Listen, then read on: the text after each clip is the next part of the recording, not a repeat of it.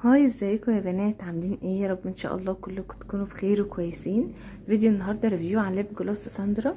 هقول لكم ايه مميزاته وايه عيوبه، بس قبل ما نبدا الفيديو ما تنسوش لايك للفيديو وسبسكرايب للقناه.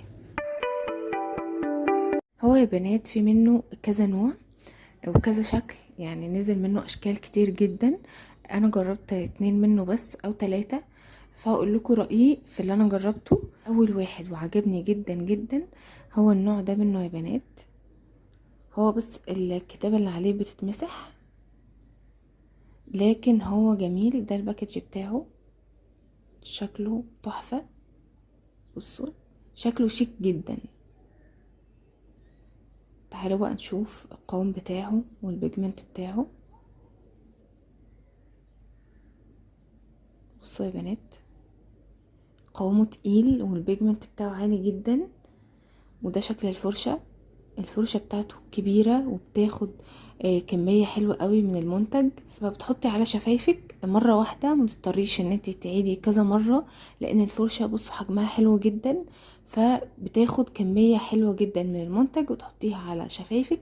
نفس اللون هو اللي بيكون على الشفايف، مش بيلزق على الشفايف، وقوامه زي ما انا قلت لكم تقيل وحلو جدا. سعره هايل بالنسبة بصراحة للجودة بتاعته. الجودة بتاعته حلوة جدا، وهو كمان في منه درجات كتير جدا، فتقدري تجيبي الدرجة اللي انت عايزاها. اقول لكم برضو الدرجة بتاعته. ده درجته 164 من الشكل ده، فخطير. بالنسبة بقى للثبات بتاعه، هو زي اي ليب جلوس، مجرد ما بتاكلي او تشربي اللون بيروح، بس بيكون سايب اثر. كمان لمعته حلوة جدا. بصوا اللمعة بتاعته، يعني اللمعة بتاعته حلوة مظبوطة جدا بصراحة. كمان هو حجمه 6 ملي، حجمه حلو جدا وكبير. سعره بيكون في حدود 65 50، اكتر من كده طبعا حسب المكان اللي بتجيبيه منه، بس بصراحة هو يستاهل كل جنيه بيدفع. دي الدرجة مدية على كشمير كده شوية. في طبعا منه درجات نود ودرجات كتير جدا وخوخي، في منه درجات حلوة قوي.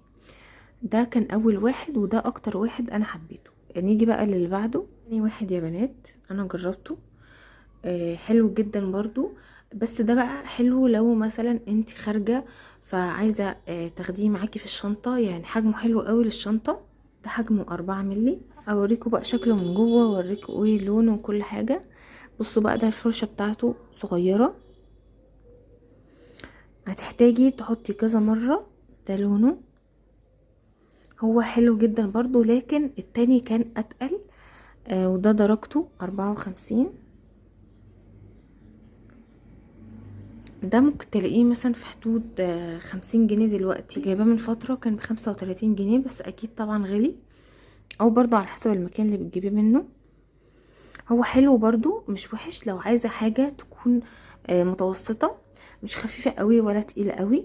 او لو هتحطي تحت طبقة روج فهو هيبقى حلو جدا، هيدي لمعة حلو. بصوا لمعته خطيرة، لمعته هايلة بصراحة. فده تاني واحد جربته برضو عجبني. اخر واحد ده بقى يا بنات، ده كان اول اصدار ليهم. هوريكم شكله. هو في البداية كان معايا حلو، هو شبه التاني بالظبط. بصوا، هو كان معايا في البداية حلو، بس مش عارفة ليه من فترة بقى شكله كده. حاسة ان هو مش عارفة باظ ولا ايه. ده كان درجته 121. ده برضو 4 مللي زي التاني. ده يا بنات بصوا قلب بقى خفيف قوي، ما بقاش واضح خالص. فعشان تفرقوا ما بين ده وده، بصوا الفرق ما بينهم. دول الفرق ما بينهم، عشان لو عايزين تجيبوا من الشكل ده، ده احلى من ده، فلو هتجيبوا هاتوا ده. برضو ده كان بنفس السعر، ده ب35، ممكن تلاقيه دلوقتي وصل 50. وده يا بنات كان الريفيو بتاعنا النهاردة. يا رب يكون الفيديو عجبكم واستفدتوا منه لو بحاجة بسيطة.